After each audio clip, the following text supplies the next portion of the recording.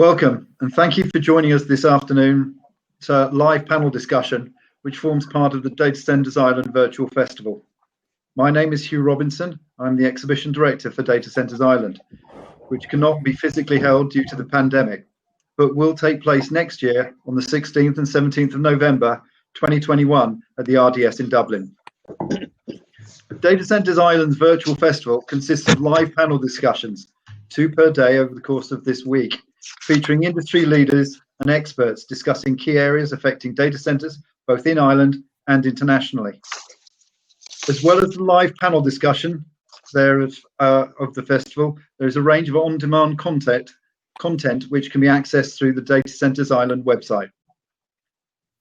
This afternoon's webinar is entitled Grid Flexibility and Data Centers and features an exceptional panel of experts. If you would like to ask any questions, please put these in the chat box and they should be addressed at the end of the discussion. This webinar will be recorded and uploaded to the Data Centers Ireland website for additional on-demand content. The moderator for this afternoon's panel discussion is Dave McCauley, founder and CEO of BitPower Consulting. So without further ado, I shall hand you over to Dave. Take it away, Dave. Thanks, Hugh, and thank you, of course, for inviting us to moderate this session. It's an interesting topic, and thanks for continuing on, because it looked like we weren't going to have any events this November, and the pre-Christmas gatherings of Data Centers Ireland in the RDS. It's a shame that we won't have it this year, but hopefully next year. But I think this is a great forum to carry on with. The topic today, as we say, is grid flexibility and data centers. We have a great panel. We have Peter, I'm going to let them introduce themselves in a couple of minutes, but we have Peter Connolly, we have Damien Flynn, Robbie Ahern and Alan McHugh. I'll give them all a chance to talk in a minute. I suppose, first of all, Ireland has been described as Ireland's Silicon Valley, particularly Dublin. We're seeing huge amount of data centers. We've seen an industry evolve. I've been involved in it for about 5 years, and I've seen changes in the growth of hyperscales in particular, to move away from smaller data centers into bigger kind of 20 megawatt blocks of data center buildings, and the resulting effect on power infrastructure in particular. We've about 800 megawatts of data center capacity kind of connected to data centers, and we can kind of see from our own research that this is expected to double over the next 5 years. So I suppose in parallel with that, we have the traditional change in the energy system, a system that has gone through huge transition with renewable energy, electrification of heat and transport, huge demands on the electricity grid, and we're seeing sustainability goals, like we're at close to 40% renewable electricity today, moving towards 70% stated government goals by 2030. That all brings pressure on the grid, so we have our grid here as well to help us dig into that challenge. I suppose the question for us today is flexibility a thing, and can data centers form part of the solution that going forward? Can we provide through these large centralized power users, can they kind of have a two-way relationship with the grid? We're going to dig into that, and we're going to look at why we would need such flexibility. We're going to look at the technologies that will be used. We're going to look at the barriers and the opportunities. Is the market ready? We'll dig into these areas, and we have the right experts to help us. So to introduce the panelists, and I'm going to give them each a couple of minutes just to tell us a little bit about themselves, about their experience in this area, and maybe goals and hobbies, whatever it is you want to talk about for a couple of minutes. And I might randomly start with Peter Connolly from Cornwall Insight. So Peter, I'll hand over to you for a couple of minutes. Yeah, sure. Thanks, Dave. You can hear me okay? Yeah. Great. Yeah. Thanks for inviting me on, and thanks to Hugh and the crew at Data Centers Ireland. Great to be here. Yeah, about myself or Cornwall. I'm the managing director for Cornwall Insight in Ireland and Scotland. What we do, essentially, we're about 100 energy advisors sitting across the Irish, the British and the Australian markets, with bases in those markets. And we also work in a lot of the wider European markets. And what we do is we research and analyze what's going in from a market perspective, and then produce reports and advisory and all of those areas. We advise everybody from, pretty much everybody that's concerned with buying, selling, and transmitting energy. Thermal generators, renewables, retailers, a lot of flexible market participants, which is probably why I'm here. Government bodies and so on. So that's really what we get involved with. Personally, I was about to say I'm a water baby, but I think I'm a bit past being a baby. But anything to do with the water now is my thing. So, Dave, I'll let you try and work that into one of the questions later on. I'll try and come up with something. I was going to pull you up on not giving us some sort of a spiel about your boating adventures, but maybe we'll think of something to come in. Maybe I'll move over to EirGrid now. Robbie Ahern is head of new connections at EirGrid, the national grid operator. Robbie, I'll hand over to you. Hopefully your grid connection your internet connection keeps solid. Great. Cheers, Dave. Thanks. And hello, or good afternoon to everyone.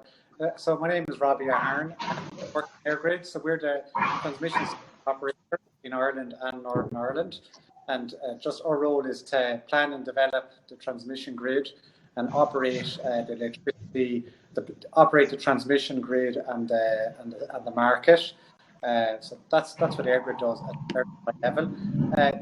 My role has been the last 6 or 7 weeks, Dave. I'm the head of future networks now within EirGrid. Okay. Obviously, very related to what I was doing previously, but in future networks, my role is, I guess, working with a team of engineers to try and envisage the future. So going from a very short-term view of how things could change out to 2030 and indeed out to 2050.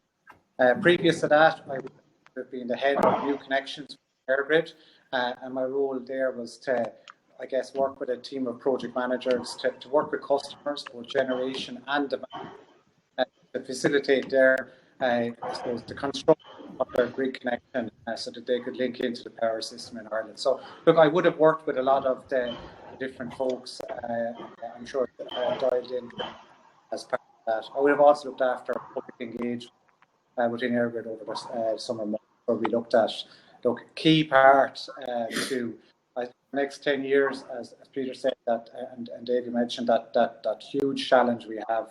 It's how are we going to engage with statutory bodies, the public, and industry over 10 years. Just a little bit about myself on a light note. I'm a Waterford man originally, so for my sins, I'm an avid follower of Waterford hurling. So each gets appointed, and the wait goes on for another. So that's a little bit about me. Are you into cycling at all? Because I see you have a poster behind you of that looks like 3 guys in a peloton or something.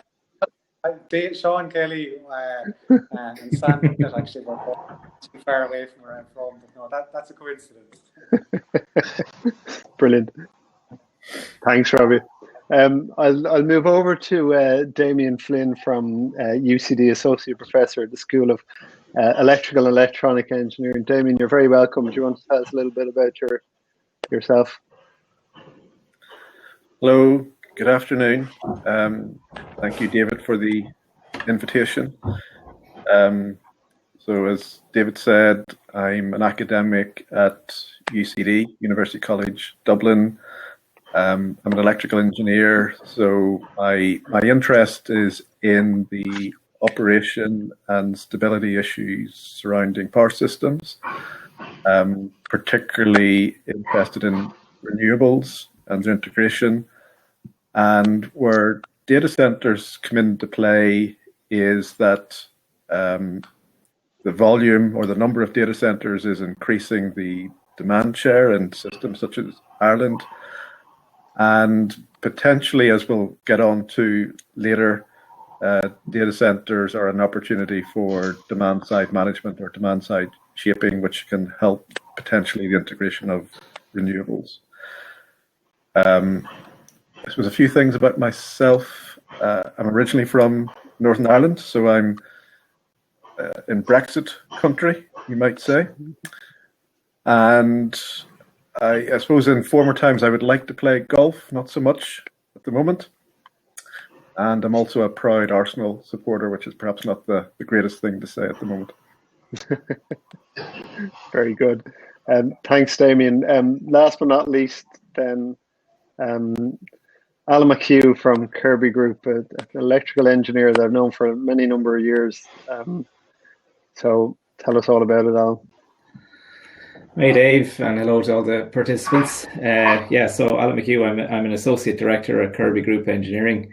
Kirby is a family business founded in about 55 years or so ago. We have about 1,000 employees of professionals ranging from engineering and design to construction and associated services that go alongside that. We provide mechanical and electrical engineering contracting services across a range of sectors. Data centers is a big area for us at the moment, but also we're working in life sciences, industrial, commercial, and of course substations and renewables, which is the business unit that I lead. We've worked on a lot of data center projects over the years, and it's ramped up to quite a critical mass now at this stage, both here in Ireland, a little bit in the UK, and increasingly across Europe and into Scandinavia. And within the data center sector itself, we're providing those traditional M&E services, as well as high voltage and medium voltage design and construction also. So we have in-house teams of engineers, construction, commissioning teams to support all of that. So we have a pretty good understanding of the grid, and we have the capability and expertise to connect data centers, which need invariably high capacity power by way of utility connections. And I know there are alternatives and auxiliary schemes that will form a good part of today's discussion, no doubt. So we advise and support our clients on that also. I think this persistent and growing demand for IT capacity now, really more than ever, we find that data center infrastructure, it needs to meet the demand for rapid deployment, and it needs to be flexible and scalable and reliable. So whereas we're at the service end of the industry providing engineering construction services, we find that as a business, we need to be very finely tuned into what's available technology-wise and in the market to support our clients in that. So we carry out a lot of early stage engagement and ongoing engagement with our clients to consider how to deploy new complementary technologies such as batteries and on-site generation, solar, and so on. So looking forward to, as I say, the discussion on that over the course of the afternoon. On a personal level, I'm not sure I'm very good for you on this one, Dave. I'm not a big hobbies man, but and the times we're in don't lend themselves to a huge amount of social or other interaction like that. One thing I have done is over the course of the break, if you want to call it that, since March, I've managed to dip back into my guitar playing skills, and I've made some very minor improvements on that basis. So I know you and I have talked about having a jam at some stage. Once the lockdown ends, you must get stuck into that.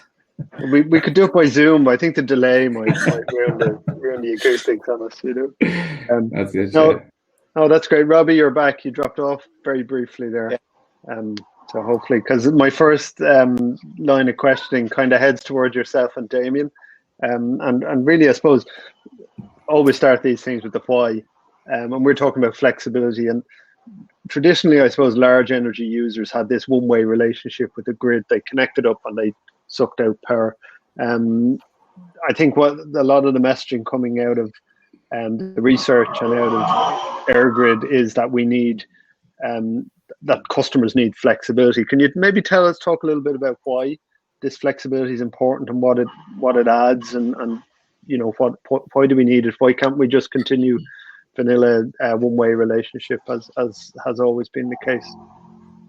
Okay, no problem, Dave. I think there's two reasons for it. I think I think you touched on it very well at the start in your introduction. There's from a grid flexibility perspective, there's probably issues. First of all, around, is there enough capacity to meet the demand? But our system must remain in balance at all times.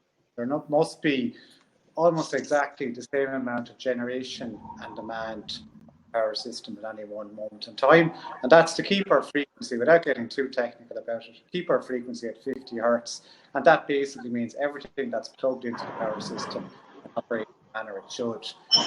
And we need to have enough generation to meet the demand, and I use the word generation loosely. It could be conventional generation, it could be renewables, it could be power from batteries, it could even be the demand itself moving around, which I think is in some ways what we're talking about here. Airgrid Group has done a lot of analysis over the past 100 years. And look, it's part of our role in Airgrid, but also given where we sit at the heart of the power system, from both an electricity and market perspective, that we have access to a lot of data. And I would encourage maybe some of the folks that are less au fait with this to reference some of the documentation. Okay, which talks about. Can you hear me? Yeah, you're back. Yep. Yeah. Well, the generation capacity statement and our tomorrow's energy scenarios needs assessment talks about the challenge we have with operating a power system where the demand growth has been and indeed is projected to be very significant over the next 10 years. So that's, I think, the first driver for grid flexibility. The second one is around our power system has gone through a significant change in the last 10 years. I don't have the exact numbers, but probably around 2010, there was maybe low double digits levels of renewables on our power system. Where we are today, I think we're around 39% of all electricity consumed come from renewables in Ireland. That's a massive transition. And our government target for Ireland in 2030 is we want to get to 70% of all electricity consumed to come from renewables by 2030. So that's even a step again. And that's changed our power system. The fundamentals which underpin the fundamental way we used to maybe think about it, where, for example, you mentioned maybe that kind of vanilla type of relationship where the demand just sucks the power from the grid. We're in a new space now where the fundamentals which underpin that have just changed. At the end of the day, though, consumers want to have secure, reliable, and an economic source of electricity. So how we look at it from a system and indeed an industry perspective, because I do think there's no one actor that can solve these problems, but multiple actors. How we look at it is also needed to change. I think some people talk about the fact that energy is no longer is no longer the commodity, but it's actually really flexibility is the commodity. And that reflects the fact that our power system, it will be predominantly renewables. It's a lot more variable, and what we need to be able to operate a power system has changed. There is no bullet. There is no one magic answer to it. Part of it is about developing the grid. Part of it is about changing how we operate the power system, and part of it is about evolving electricity markets. But I think a key part, I think this is a really good topic as well, Dave, to talk about flexibility and what role demand can play in that space. So I think there's two drivers. First of all, the demand has increased, and then I guess the fact that we're transitioning to a system heavy on renewables, that's changing the fundamentals of the whole question, and we have to respond to that. Okay, so basically, it's on the renewables piece. These renewables, wind doesn't blow all the time, I suppose. Are we talking short-term flexibility, long-term? What if we get a cold winter where there's no wind, 3 weeks, no backup? Or are we talking the short-term kind of millisecond, or is there a kind of a spectrum of solutions needed? Who can pick those up? I think it's a spectrum of solutions, Dave. I think obviously you've got you're going to have. I suppose it's not just wind; it'll be solar, onshore wind, offshore wind, batteries, etc. It's a different portfolio, really. At its simplest, we have to change how we have to behave in a different manner too. At its simplest, maybe to just go back to your question again, then. Sorry, maybe you were asking. I was asking about the range of not necessarily the technical solutions, but the range of challenges that you have are around this idea. 3 weeks with no wind, or obviously nighttime there's no solar. There needs to be different. Yeah, it goes from like the cold winter's day to make sure there's enough generation to meet demand. And then you've got the really short-term fixes. So there's a fault on the power system, and how does the system respond to that? And then going out probably over a 24-hour horizon, 12 to 24-hour horizon, as we start to get into, can the system ramp appropriately to be able to handle the shift in generation or demand, say driven, for example, by a weather front coming in from the Atlantic, which changes the futures. Okay. Maybe I'll open it to Damien. Damien, I know you guys in UCD have done a lot of work on understanding the effect of flexibility and how it will impact the market. Can you tell us a little bit about that work? Yes, certainly.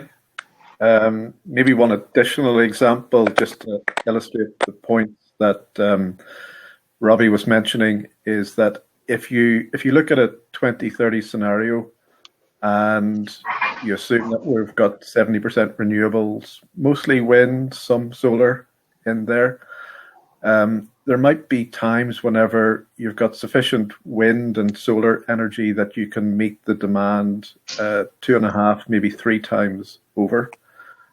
So you've got more than enough renewable energy to meet the demand, but you don't have enough load to match that. So your options either that you can export it. So you could export it to Great Britain, and there's plans for an interconnector with France. You could curtail it, which is not what you want to do. Or alternatively, you could reshape the load. So if some loads were available at those times to increase their consumption, and typically you're thinking of thermal loads tend to be good. So in other words, something like your heating, some background noise there, your heating, you tend not to notice if it's on or off immediately. So you can shape that. Electric vehicles appearing on the system. So we're seeing electrification of transport. So perhaps you could be using electric vehicles to charge themselves whenever there's an excess of renewables on the system. And this is potentially where something such as data centers could come into play as well. So the question is, but they're going to be a very large load in the future RA system. Is it possible for them to shape their profile to some extent in order to increase or decrease their assumption to match the amount of renewables on the system? So I suppose in contrast to what Robbie is doing, Robbie is looking for solutions. He's trying to fix things. As an academic, I'm trying to find problems. So I try to look at the future and sort of say, rather than being optimistic about, let's assume that everything goes well, I sort of say, well, let's assume that things don't go so well, and what if this happens, or what if that happens? And whenever I'm sort of thinking about, how do you modify control systems or incentives, and is it possible that those incentives may not actually achieve the objectives that you want? And what mechanisms might you introduce in order to encourage things to happen as you might desire? So the problems with a power system is that there's lots of moving parts. They all interact with each other, and individuals could be wanting or trying to do the right thing, but the interactions produce unintended consequences. So it's trying to understand what those consequences might be and trying to design things such that you avoid those problems occurring in the first place. Okay, so I kind of see you've kind of got 2 ways of going about it. You can either have all consumers as kind of prosumers almost feeding back to the grid, or you have your big demands like data centers. I presume, and if Robbie comes back in, we'll ask him about this, but I presume a bigger load is easier to manage? Maybe Peter, you have some views on that, having dealt with some of the big, and Alan also having dealt with some of these big customers. Are they easier to shift? Are they easier to do? Obviously, you're dealing with single entities as opposed to thousands of heat pumps or thousands of plugged-in electric vehicles. Is it just? And Robbie, you dropped off there. We're just talking about the relative advantage of prosumers versus, a large energy user such as a data center offering services that help to balance the grid. Is there different thinking around those different types of customers? Would you like to answer? Was it Robbie? Well, Peter was itching to say something, so I'm going to. Oh, well, Dave, I was jumping out of my seat here. Bigger is easier, but I think what you got to be careful about is what you allow bigger to do. You've mentioned data centers, but really any large energy user that invests in resiliency really can participate in helping to balance out the grid. That's data centers can tend to get a bit of a bad bit of press, about energy consumption, but actually the opportunity, as most of us see it, is for those guys to be more proactive with the grid is huge. The backup that they invest in, okay, it's diesel at the moment, but that's going to transition to gas, we assume, over time. The UPS is the uninterruptible power supply equipment and strategies that they employ means that they have instantaneous resiliency or support potential to the grid. So, a lot of people talk about in the market of battery projects and investing in storage and so on. For me, the solution is staring us in the face in the form of these large energy users. If they're properly incented and designed in the right way in the first instance, they can help to adopt the renewables that we need to. We do an awful lot of power system modeling for our clients that are investing in renewables, for example. And our modeling says there's somewhere between 4 and 5 gigawatts of storage needed if we're going to be net zero, within the timescale, the 2050 timescale. Now, if there's a high chance we'll have that amount of industry there that has that capacity. So if you can unlock that resilience to support the renewables, well then we don't need any extra investment as such in large infrastructure type projects that have storage as an anchor. So there's really a big discussion to be had about that. And I see media articles all the time, even that program that was on last night, that frankly just anger me because it's just ill-informed. It's ill-informed information, and there's a lot of debate and discussion to be had, I guess is what I'm trying to say.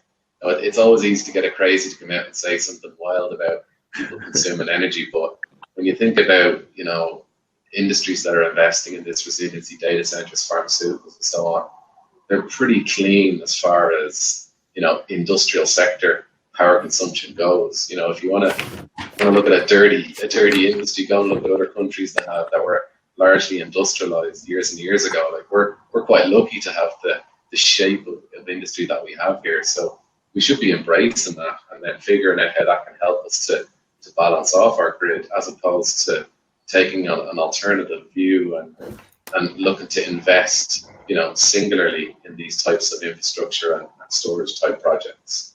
Okay. I don't know if that answered any question, but it's really good, and it leads my thinking to like when I look at a data center, I see these really highly engineered, the electrical engineering and the mech stuff that goes into them is almost over resilient. It's hyper paranoid about resistance to shocks and backup power. And you mentioned diesels and batteries and UPS systems.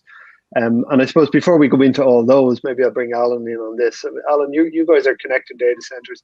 They're typically now 20 megawatt to 100 megawatt sites. They're building substations on site. Is that infrastructure compatible with what we're talking about here? I mean, does the substation work two ways? Is it the same thing?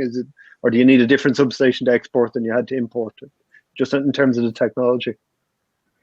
Yeah, absolutely. Yeah. Technology-wise, a substation is analogous to a junction on a roadway or a roundabout on a motorway or whatever, interchange. That's all it's doing, is providing a mechanism and the infrastructure to draw power from the grid in most instances, to date at least, for data centers.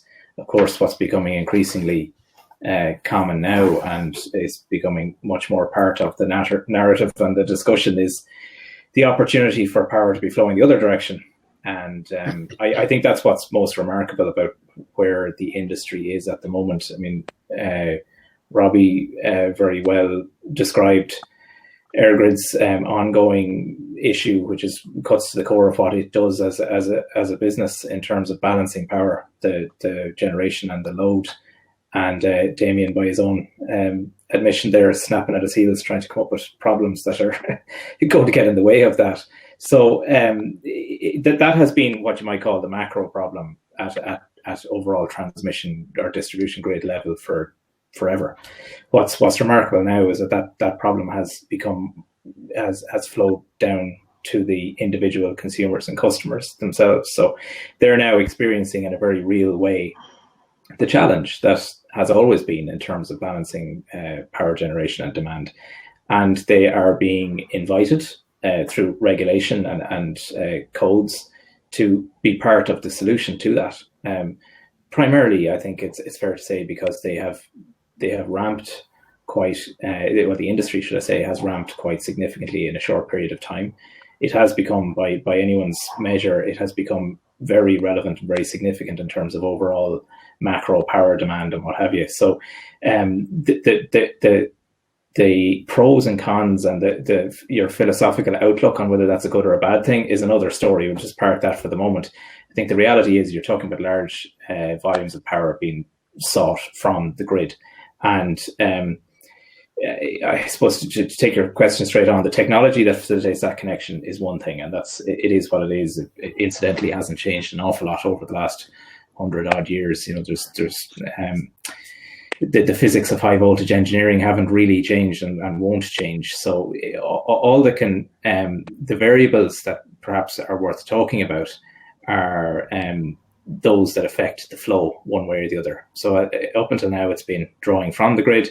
We're now in a situation where, as I say, consumers or customers are being invited to be part of the solution in terms of providing on-site generation or some form of relief to the challenge of I suppose, unilaterally getting power from wherever it's generated onto the grid to the site locally.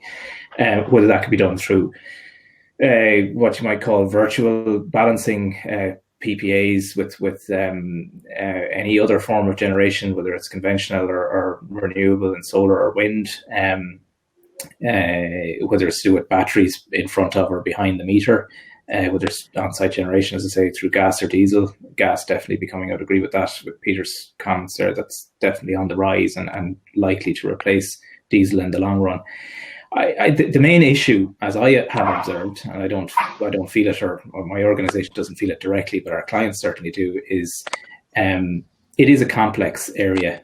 It's not easy to get into the market or get into the business of generating power on site or doing deals with others, whether it's through PPAs or what have you. And the customers that we're talking about have quite complex businesses as it is in terms of what they do. So I suppose, very like or similar to the way the demand for power in the data center industry has increased, we also have a demand on their ability to engage with all of the issues, as I say, that have existed for years and years. So I think a certain amount of credit is due to the industry for how far it has come already, and also some patience and help and assistance to the industry in terms of bringing it on and being part, because I don't think it's showing any resistance to being part of that solution with regard to power balancing. But I do know that it is challenging. I mean, all of the people on this call, and I'm sure many of the people attending, have spent many years grappling with all of these challenges, and I think it's quite new to the industry itself. But as I say, it has come on a long way already. Okay. Peter, I think in your vast experience, without naming names, have you experienced data centers, feeding back to the grid in one form or other? What does that look like? Is it happening? Yeah, it's already happening. There's certainly a couple of organisations that are very open about their participation with the grid, both from their on-site generation usage, but also from utilising their UPS.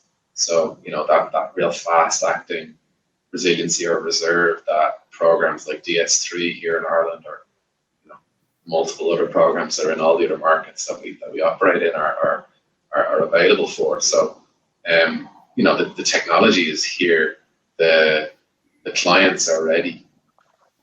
There's probably a lot of other challenges though as to why it's not happening en masse.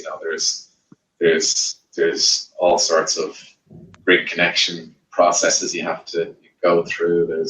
With the level of activity that's in the market right now, people like AirGrid and ESB networks are just flat out trying to connect everybody at the same time. This isn't just data centers connecting, but it's also all the renewables. They all have to go through very similar teams within those organizations. So, that's an issue in itself. So we're a little bit of a victim of success at the moment. So, but these are things that do need to be solved.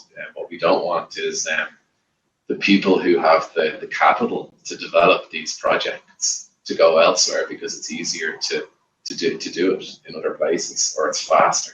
There's a return quicker somewhere else, and that we shouldn't forget things like that. But yeah, there's definitely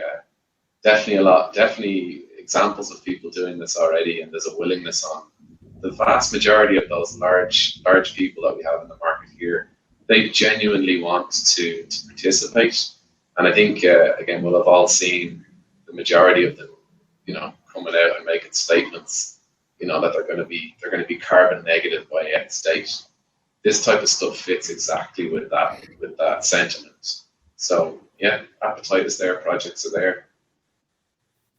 Okay, and I presume it's a pity Damien's gone Robbie is gone. I wanted to touch on the on-site generation piece, which we're seeing a trend towards, and I sense a distinction between flexible grid connection offers, which is one thing, and the kind of flexibility we're talking about here. I think they're kind of two different things. I think the grid connection stuff is about you get your capacity. You won't get the full amount of capacity, in 2020, but in a number of quarters' time, you'll start to see increased capacity as your demand increases. I think AirGrid have been quite open and in discussing what they're going to do there. But it's still a challenge for somebody building a data center to think, well, I need 100 megawatts and I can have 20 and maybe 30 and then maybe 40. But if I build on-site generation, I get more of that firm capacity. But I presume then in the long term, the question is still there. Can you offer back either, short-term flexibility in terms of we need to cut you off tomorrow afternoon because we predicted there's no wind and we predict high demand because it's a cold day. Can you ramp down or something? It's just hard to see. If I'm a data center operator, it's kind of still hard to see what that looks like. And we'll maybe come back when Robbie comes back in from Waterford, the Waterford jury. We might have a chat further about that. But so unless anybody has anything to chip in, maybe we'll park that one for a couple of minutes. I suppose that the next piece is really around the market. With DS3, you mentioned, Peter, you sign up for a scheme, you say, I've got 20 megawatts, you get paid 50,000 euros a megawatt a year or something like that. It seems relatively straightforward. But I know from conversations we've had, Peter, with clients and looking at grid connections and particularly when there's on-site generation involved, is that simple? Do you just fill out one form and then you get your grid connection and everything falls into place, or are there some other barriers there in terms of the process, do you think? It's far from simple.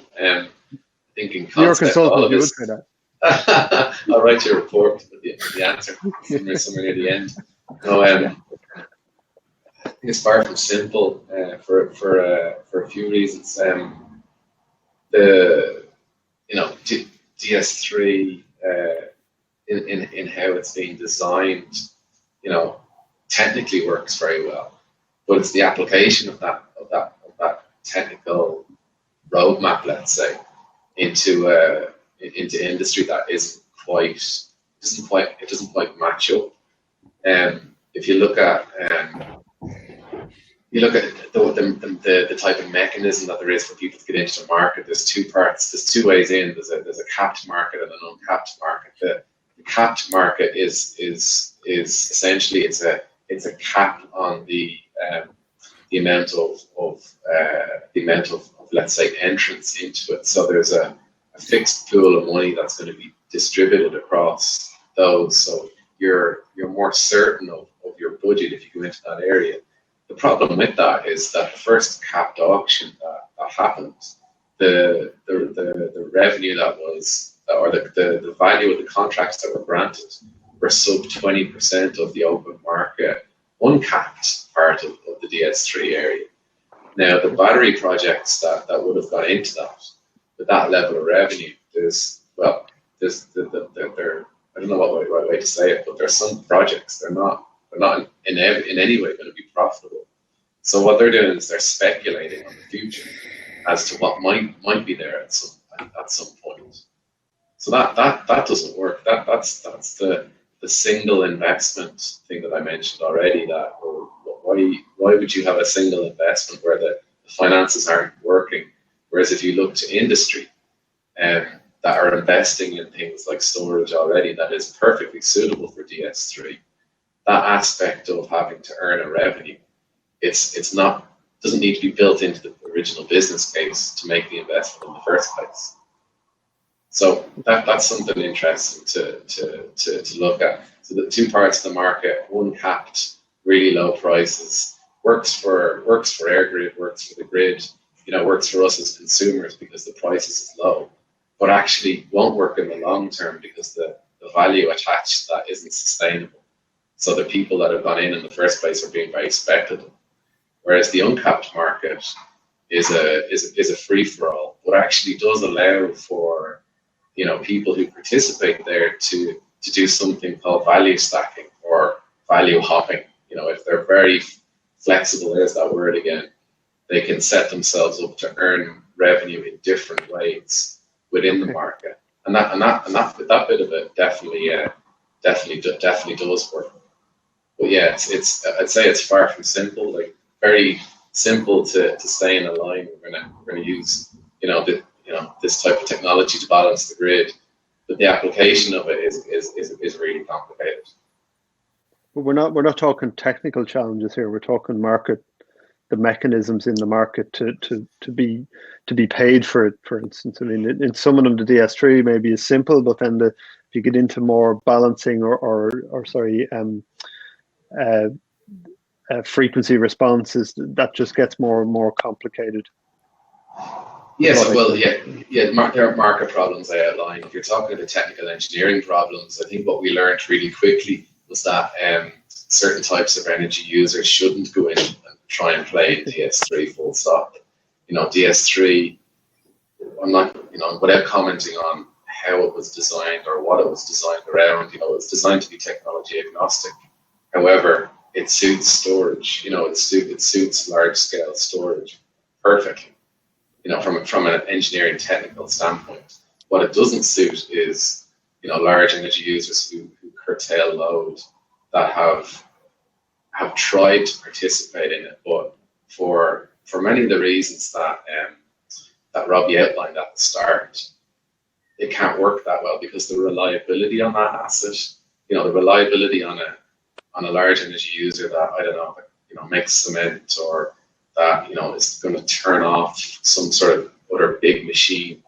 If you're relying on them to do something at a critical point to keep either grid frequency or the grid balanced in the right way, it's a risky business. And I think if you look at how certain types of assets are derated generally, that tells the story as to what the reliability is. So, like, EirGrid's job isn't an easy one in any way to try and figure this out, because they do have to keep everything balanced, every moment of every day. So reliance on these types of assets is not that easy. Robbie, I don't know how much of that you caught, because we lost you for a minute. We were initially trying to distinguish between flexible grid connection offers for, particularly the data center connection offer process, and the types of flexibility that we're talking here. And I think there seems to be a difference. I wonder if you have any thoughts on that distinction, particularly around flexible connection offers for data centers. One of them, to my mind, is a contractual issue that underpins a connection agreement. Maybe to go back to the point there, I've been, obviously my network has let me down, but about that, because it's a really good conversation. But I think you were asking the point there: does it customer, or indeed many demand customers? And look, maybe I didn't hear it, so I just said I'd quickly mention it. Obviously, we've got the aggregators that can sit in the middle. So from our perspective in EirGrid, we want it to be as simple and straightforward as possible, and we send one instruction to a particular party, and they give us what we need. But we have the mechanism there, the aggregator. So I think, to a fair extent, it was just something I briefly wanted to mention. Look, I think there is, and I think I missed some of what Peter said. I do think, look, things need to change. What got us to 2020 won't get us to 2030. I think, like, a couple of things that EirGrid have done over the last number of, probably very recently in the last number of months, we would have run a consultation on what we call Flex Tech, and that's about enabling new technologies to connect onto the power system. One of them is large energy users. And that consultation there closed over the summer months, and look, it identified a number of different things that we've been working to address since. So, for example, like looking at the fault right-through capability of large energy users during a fault in the power system. What's the appetite for system services, really, to probably go to what Peter is saying as well? Large energy users, to what extent are they interested in playing in this particular market? The bit you were talking there about flexible demand, we ran a consultation there in July, and it just finished maybe a month ago, and it's called DCOP, so Data Center Connection Offer Process and Policy, where we asked members of the industry questions around capacity allocation, ramping, system services, etc. That's something that EirGrid is referring on, and Okay, so you're dropping out a bit there. You're back again. Yeah, I'm back again. And just the final thing I wanted to briefly mention is work we're doing at the moment on the market. I think, and indeed networks, and indeed how we operate.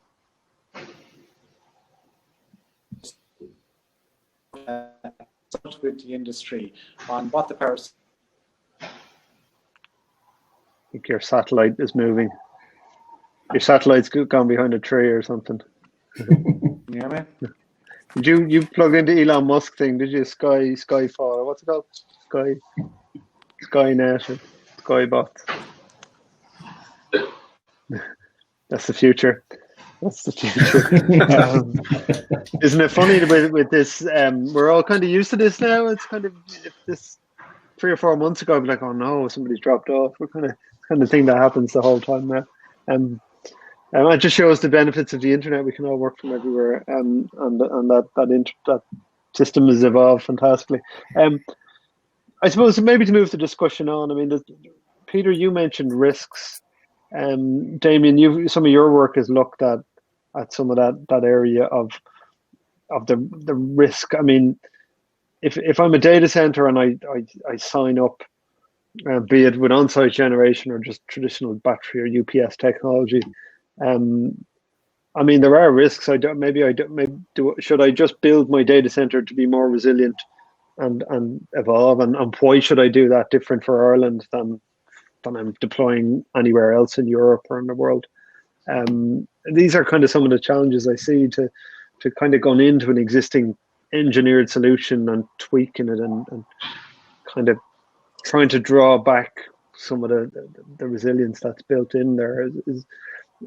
We just need to get our acts together. I mean, my sense with the data industry is there's only 5 or 6 players anyway. So if they can be convinced that the mechanisms are correct, then maybe they decide, well, we just re-engineer a solution that works, and it might take us 3 more years to get there, but we'll have a deployable solution that may work when we've got all this offshore wind and we can accommodate all this wind flexibility.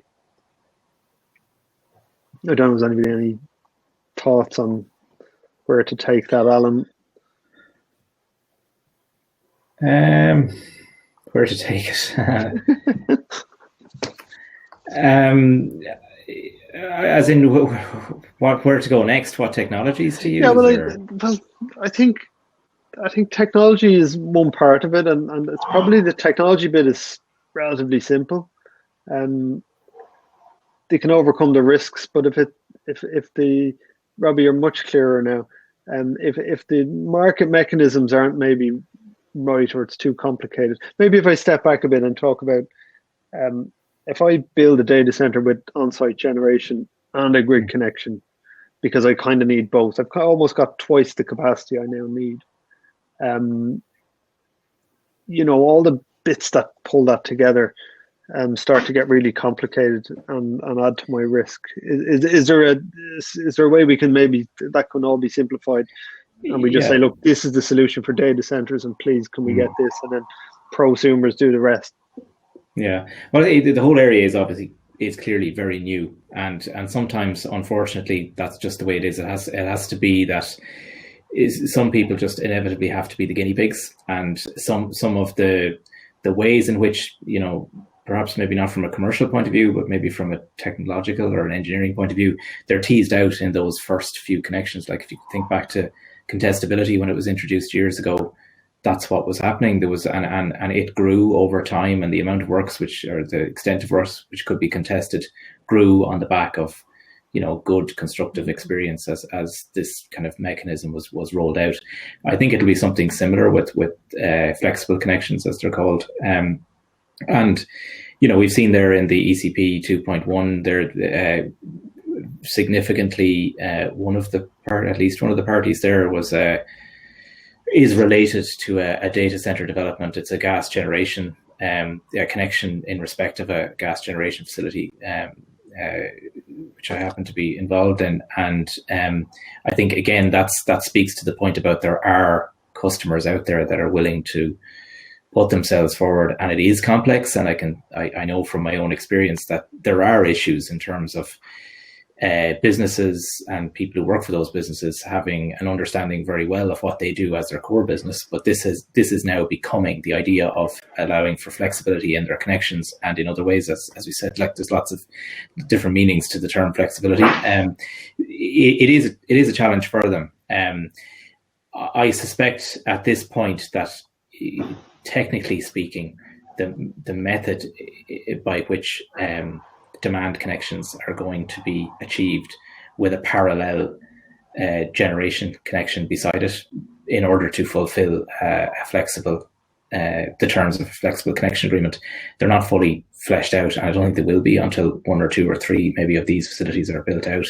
But it's not rocket science, and there's lots of people around, our own company included, who will help you with that and will figure it out. It's all part of the process. There are some questions over, exactly, is the parallel connection or the in-feed, if you want to call it that, is it in front of or behind the meter? Is it on the same, even down to, specific issues, is it on which side of the bar is it on, or are each on in the substation itself? Is it the same substation? Can it be a completely separate, independent physical connection to the grid? How far away could it be if it's supposed to be deemed on site? Can you push that to some extent? And then I suppose, even as I say that, I can hear it as I say it out loud. It starts introducing other issues which have been kind of elephants in the room for many, many years around private wire and things like that. That they can prove controversial because some people would be very pro the idea of introducing the ability to transmit and distribute power outside of the national grid, for lots of different reasons, and others will be very much against it. So it's we're not there. It has a ways to go. I think what EirGrid does well, and to be fair, the regulator as well, and policymakers, the door has been opened to allowing for flexibility, that broad term flexibility, including in grid connections, and the industry has stepped up and stepped through the door. But it's not going to be, it's not a well mapped out process. It can't be really. I think it's a bit like, as I say, some of the preceding policies that have come up over the years. It just needs to be worked through to iron out some of the issues that some of us can kind of foresee, and then all of the issues, of course, that we can't foresee. Okay. And is this, do you think it's maybe an Ireland specific problem because of our growth in data centers and because we're an island? Or are there examples to draw on from other jurisdictions that you guys are building capacity in other countries? Yeah, well, again, reference. Sorry, Peter. Yeah. Oh, yeah.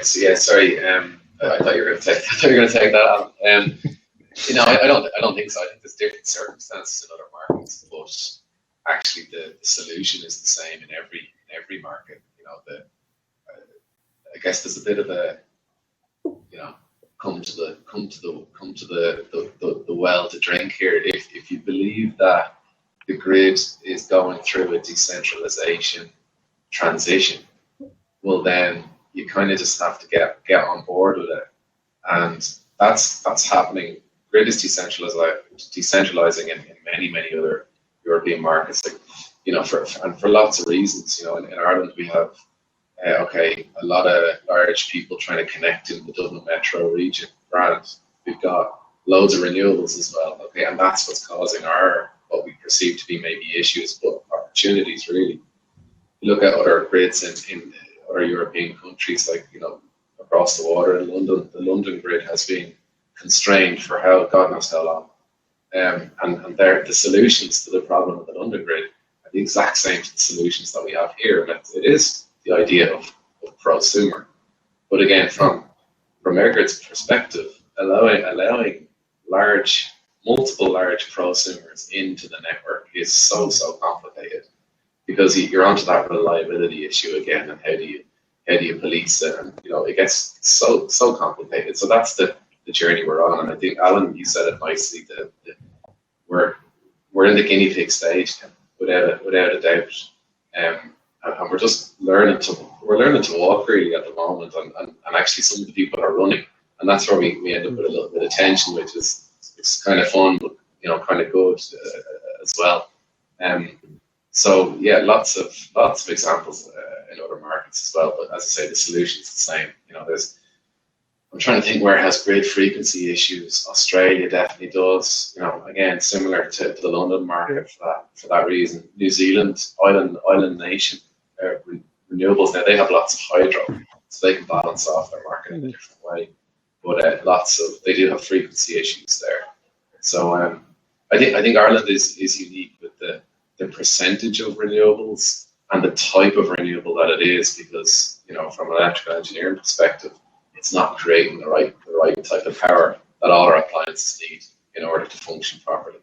So that's our big issue. But yeah, lots of examples from other markets. But the solution, as I say, if you believe that we're going to decentralize the grid, well then, okay, let's all work together to make it happen. That's what needs to happen. And in fairness to everybody, everybody on all here and all the stakeholders in the grid, everybody is working together quite well. It's just commercial interests are commercial interests.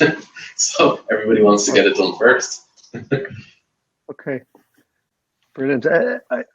Google have a thing called 24/7 carbon free. Have you come across this idea where, and maybe Damien, I'll pull you in on this one.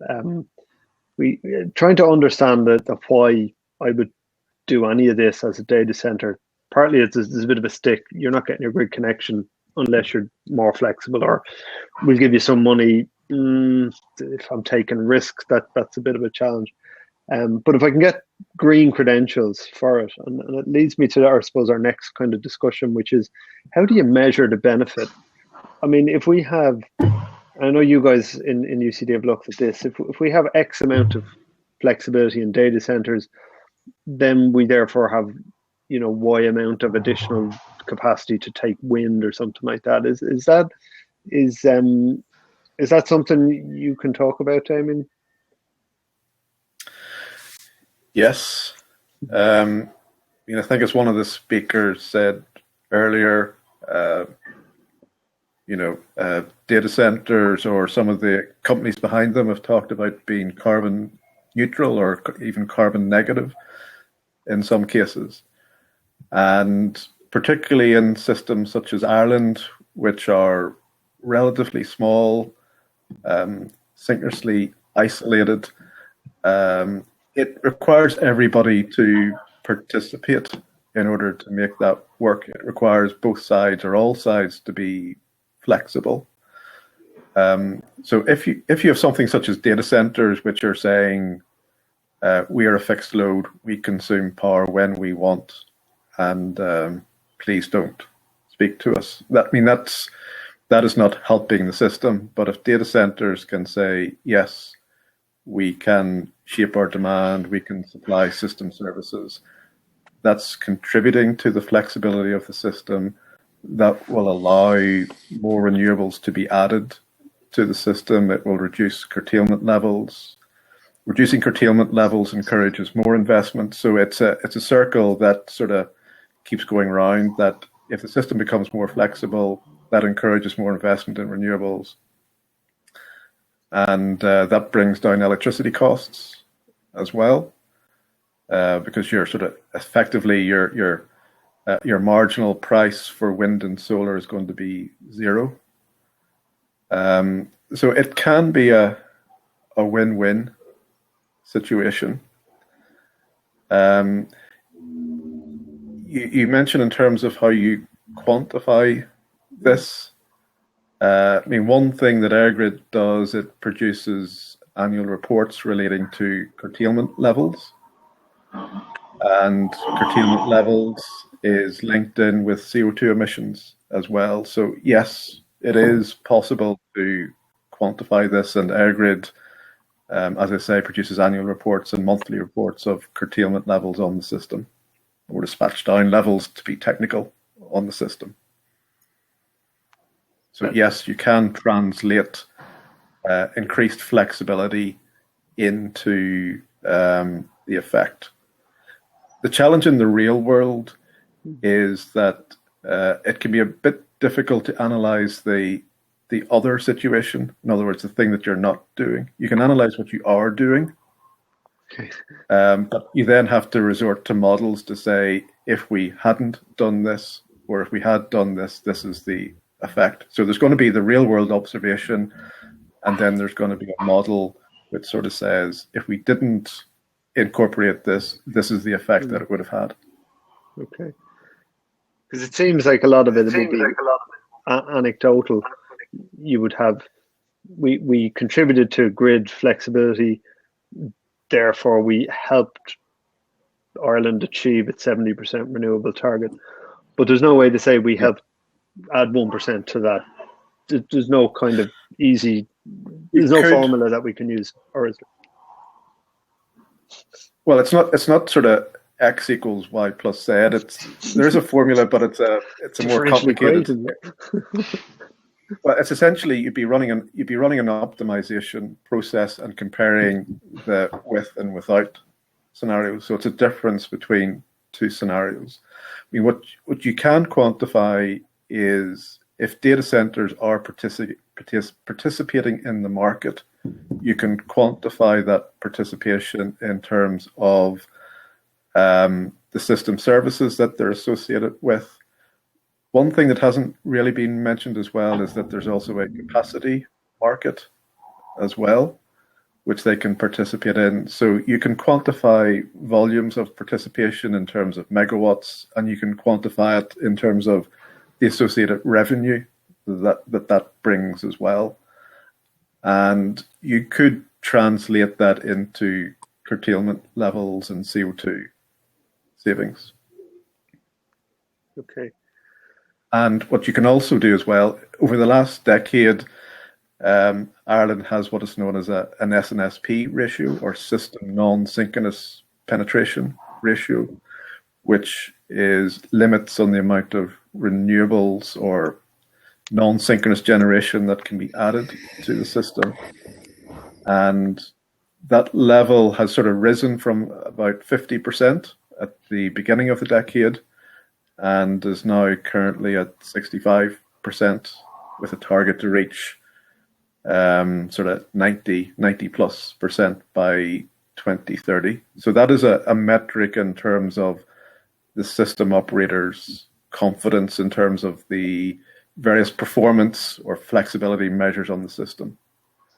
And if data centers can contribute to the flexibility of the system through providing system services, that metric can be raised, and hence, again, more renewables can be securely added to the system.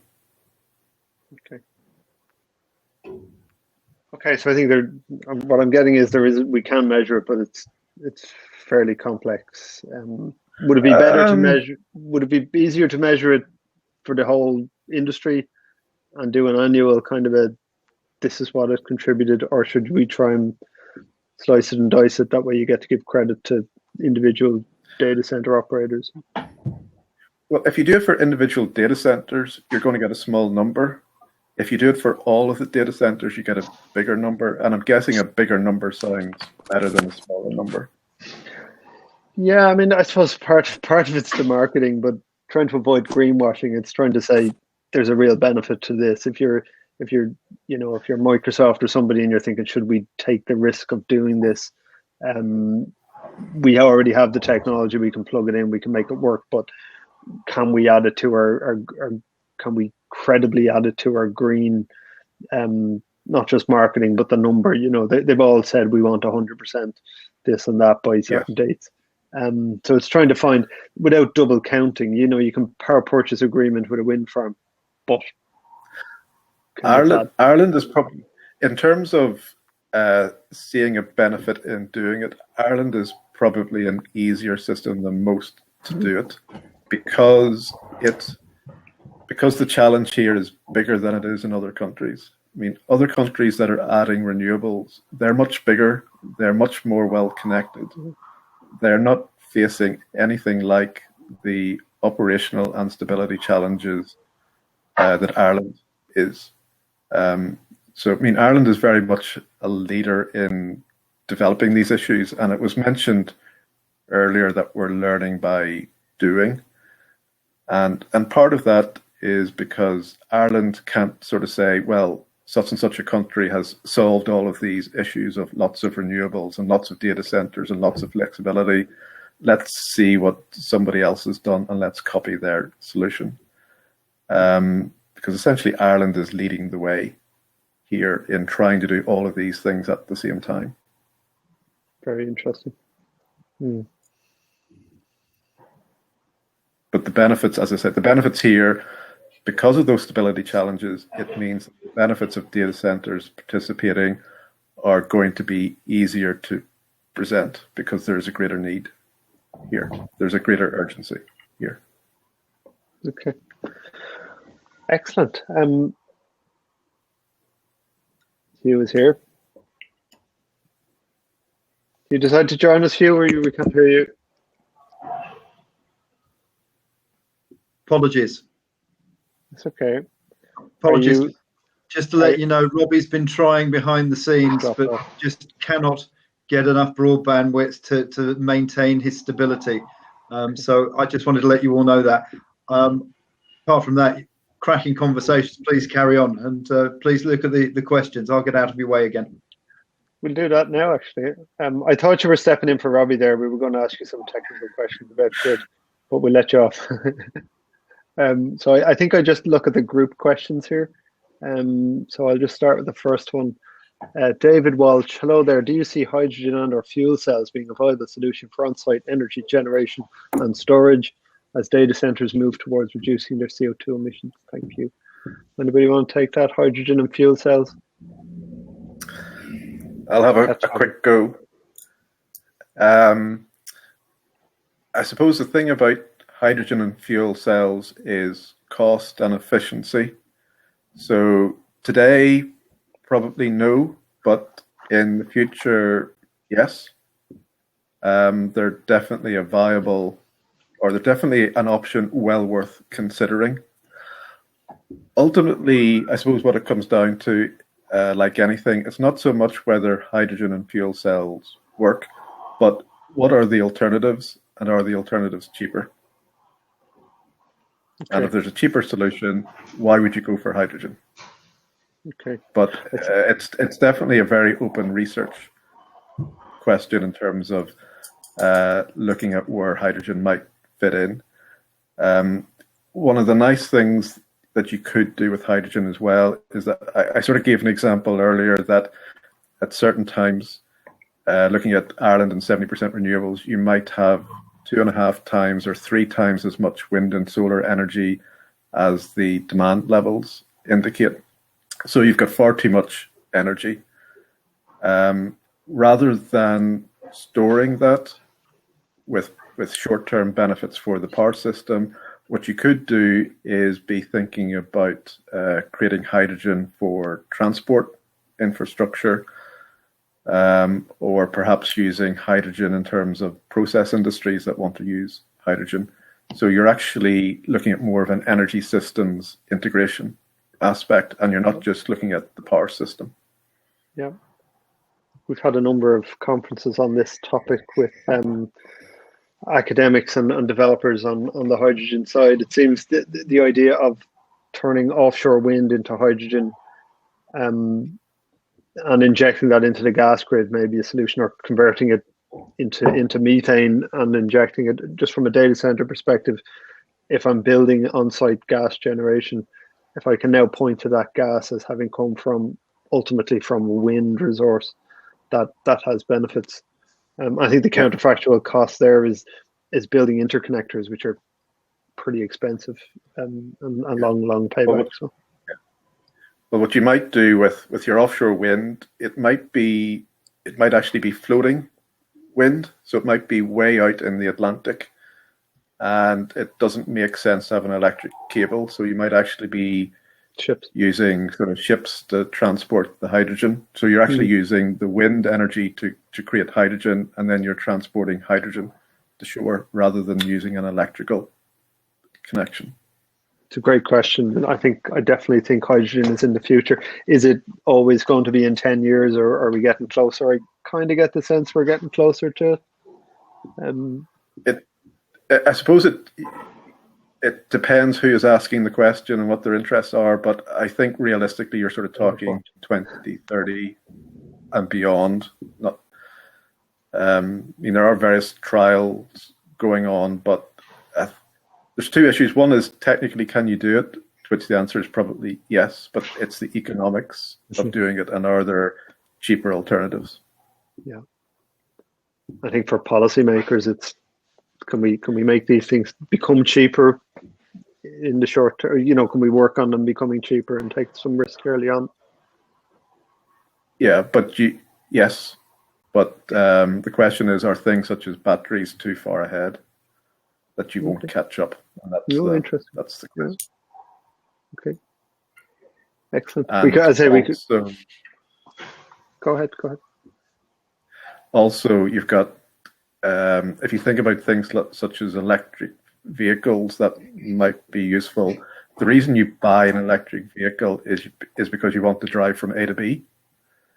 You're not buying it because you want to help out the power system. So you could argue that the power system benefit in terms of the capital cost of the electric vehicle is small, but you're getting a large benefit. If you're moving towards hydrogen, you have to think about the infrastructure for that. Yeah, as I say, I think hydrogen is a whole separate set of conferences. Really interesting, great question. Next up, Paul Boylan for Robbie, who's not here. In my experience, many operators reserve more capacity than they actually require. This has been pretty much standard practice for large consumers for many decades. Mindful that a delicate balance is essential and we're moving to smart grid applications, do we see greater controls surrounding booked import capacity? Seem to recall potential penalties being discussed. Blah blah blah. Is there still likelihood? Well, Robbie's not here. I think the area of booked power capacity is something that's been there a long time. But I do think it's going away because I think with this flexible connection offers, data centers aren't getting that capacity on day one. It's been built up over time. And I'm also seeing an increase in there was a discussion at this morning's panel around the densities increasing. So, a given data center would potentially be designed for up to twice as much power as it was 10 years ago, a given footprint of building. So I think anybody who has power capacity will be looking to utilize it in the future. I do think that's a thing. If Robbie comes back on, we'll throw that out to him. Next up, Mana Waida, how do you view the economic feasibility of demand side in Ireland in terms of key flexibility source? How do you view the economic feasibility of demand side? Peter, this sounds like a you question. The economic feasibility of demand side, I presume that's demand side flexibility or management. Does that make sense? I'm not quite sure we got that. The economics are pretty straightforward. If you're looking to use the potential revenues from demand side response activities, and thanks, Damien, would include capacity in that as well, of course, ancillary services, maybe day ahead market. If we ever get any liquidity into the other ex-antes, I'd include those as well. So the full spectrum. But if you're looking to use those revenues purely for the asset investment, well then, it's very hard. It's tough. It's just a marginal case at the moment. Whereas if you're investing in something for a purpose and it has the benefit of having the inbuilt resilience that enables you to be flexible and then, realize the market opportunity, well then it's no brainer. It's revenue for, I would say, testing your systems. Yeah. So real simply. Yeah, you've already paid. You're paying for the infrastructure anyway, so that you can early remove that from the equation. Yeah. Interesting. But the other case is marginal. There's some that win and others that don't. I'm happy to help anyone that needs any help in that area to figure out if it's a winner or not. Okay. I think Damien disagrees. Damien? No, I was just going to say, if you look at the market evolution, traditionally there are sort of three main revenue streams. I'll focus on generators, but you could put data centers in here as well. There's sort of three main revenue streams. There's energy payments, system services, and capacity payments. And one of the things that DS3 did, which has been talked about earlier, is to increase the share that is going towards system services. And as you see more renewables being added to the system, that is also reducing the proportion that is going to energy payments. So there's a general trend that in the past, energy would have been rewarded, but there's a trend that energy has been less valuable, and it's actually flexibility and in some systems capacity that has been rewarded. Taking the logic that energy is easy to provide, flexibility is more difficult, and that's what's being valued. And demand side management and demand shaping and system services are very much in the system services category. So I think EirGrid and other system operators recognize that if you want people to provide flexibility, they will want paid for it. And they're not going to do something because it helps the system or it's the right thing to do. They're going to do it because there's a financial incentive to do so. So market structures are not static. I think it's recognized that they do need to evolve. And in this forum and other forums, it's recognized that whenever you try to stack up the economics, they perhaps don't hold together too well. So that flexibility side and system services side does need to grow, and the financial reward for providing those services needs to increase. And I think the EirGrid and the regulator recognise that. Right. I think that kind of answers the next question from William Redmond. I'll read it out anyhow. Is the current market pricing mechanism, i.e. spot trading, suitable for where you have intermittent supply and where the real goal is zero emissions? I.e. how do you support grid and storage infrastructure investment? Thoughts? So I think Peter and Damien, you've kind of touched on that, unless you want to add anything. Brian Armstrong. I feel obliged. Go ahead. Yeah, I feel obliged to say that I don't like the word intermittent. Intermittent is a propaganda term by the oil and gas industry.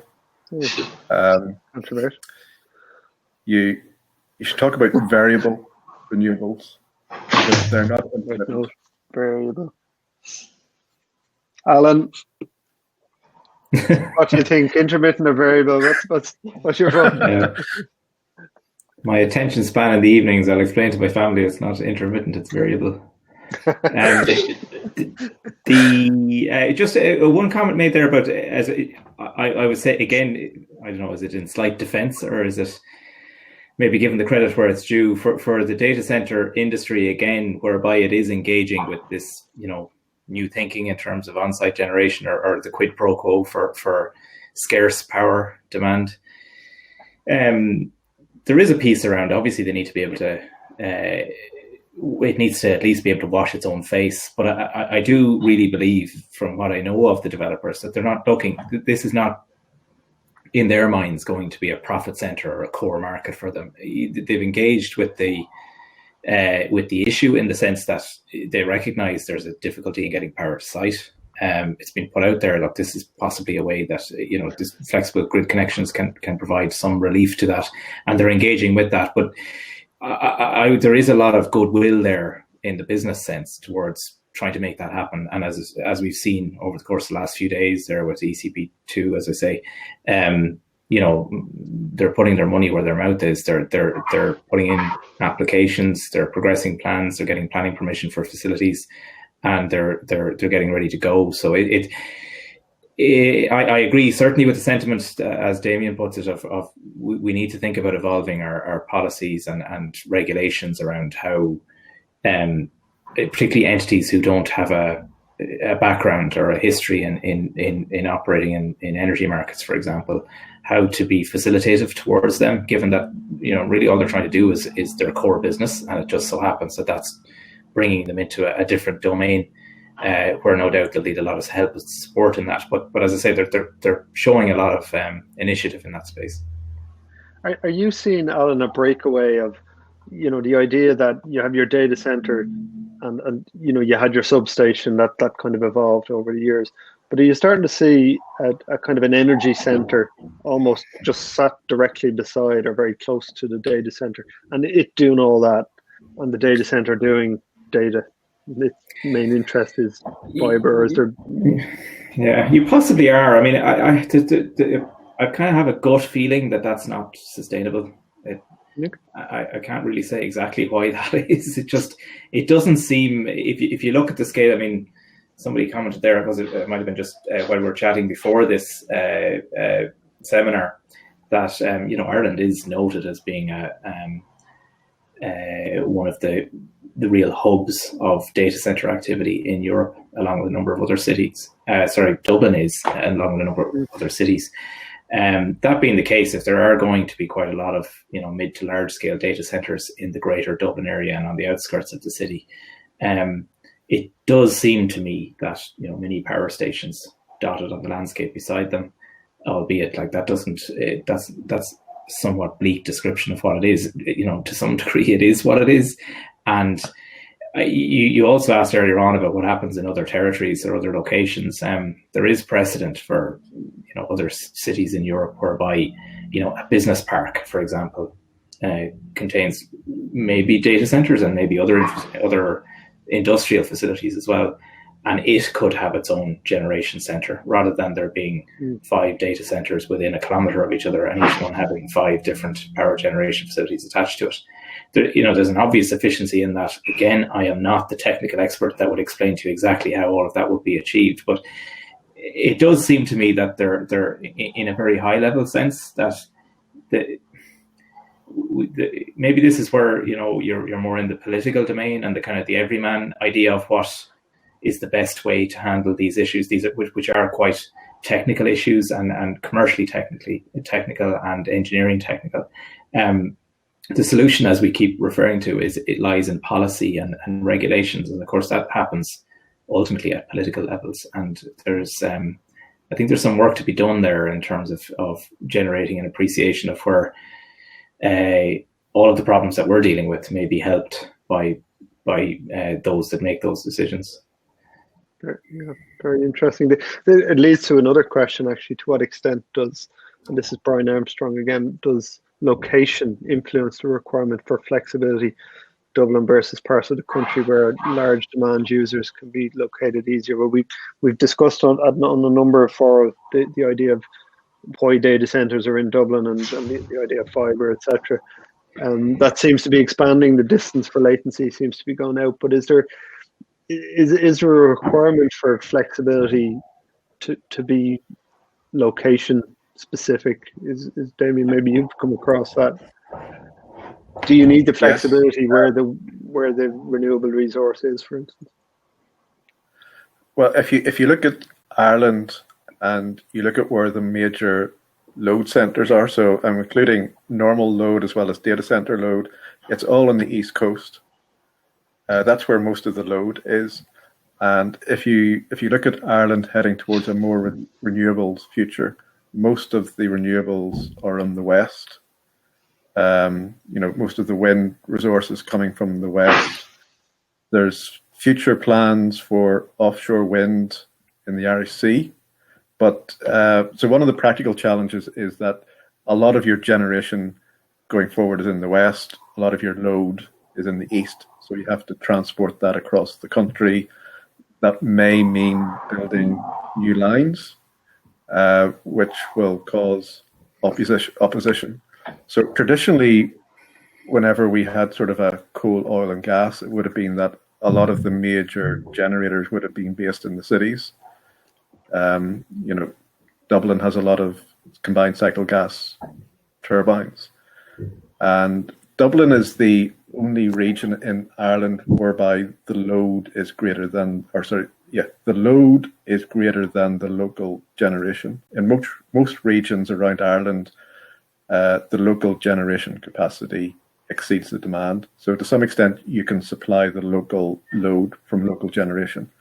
But for Dublin, particularly whenever you add in data centers, the load growth is outstripping the local generation.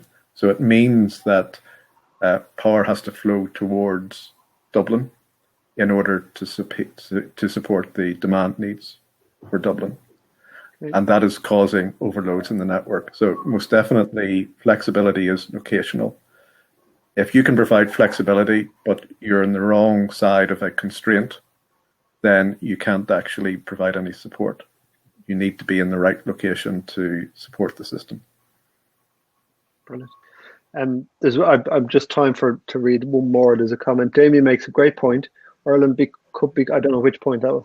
Ireland could become all of them. All of your points are brilliant. Could become the Saudi Arabia of grid flexibility and data center integration. There you go. What are the key drivers to implementing this? I think we've covered some of that. Huge opportunity, great conversation. And I think that's, there's other comments from Dennis Duff, 40 to 70% renewables, SNSP. I think we talked about that. And we probably don't have a huge amount of time. We'll come back, we'll have a look at these questions again, I suppose, later on. I've noticed we're down to about 90 seconds. And I want to give you each 30 of those seconds to kind of give your final closing comments, and then we'll wrap it up and thank the audience. So, Alan, we'll let you go first on the spot. Sorry, I was on mute there. I think the key for me is getting on with things now. I think if you draw a comparison to recent events over the last number of years in the renewable sector. It's well documented, but we kind of had a bit of a gap year or two in terms of policy and what was the next step for renewables. And that didn't bode well for the industry at the time. Things slowed down quite a lot, and other new technologies such as solar, I think, suffered a lot as a result of that. So I think in the context of everything we're discussing today, I think the key here is moving on and implementing there's some policies have now been brought forth. I think it's a case of just driving on with them now on site. Super. Peter? I guess relative to this discussion, I'd love to see a next step with regards to how we can get large energy users, data centers en masse to participate more and not just be this piecemeal or this early stage. How can we get this going?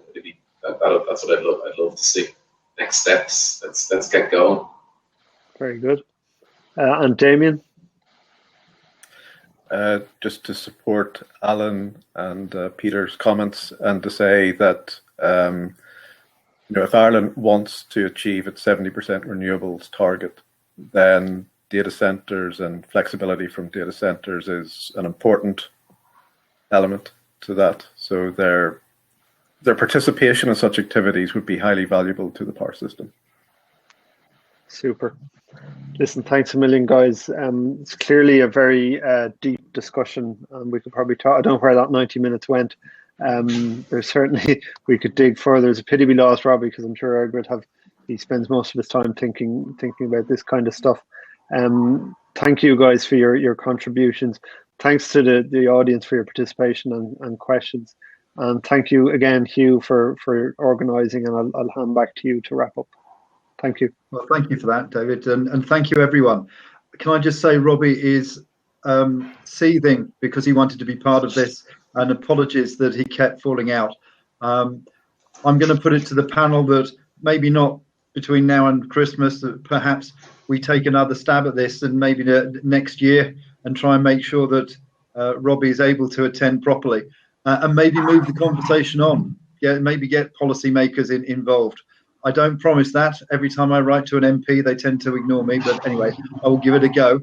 I'd like to thank you all for that. It was a very interesting discussion. I think the points made were really well considered, and it gives you something to think about going forward. So thank you for that. Kirsten, in a minute, will throw us all out. So it's a very brief goodbye. But I want to say thank you all on behalf of the attendees and Data Centres Ireland. You can do that. This will be recorded and will be uploaded to the Data Centres Ireland website by the close of play tomorrow. And as I say, once again, thank you very much. Thank you. Thanks, everybody. Thanks, everyone. Thank you. Bye.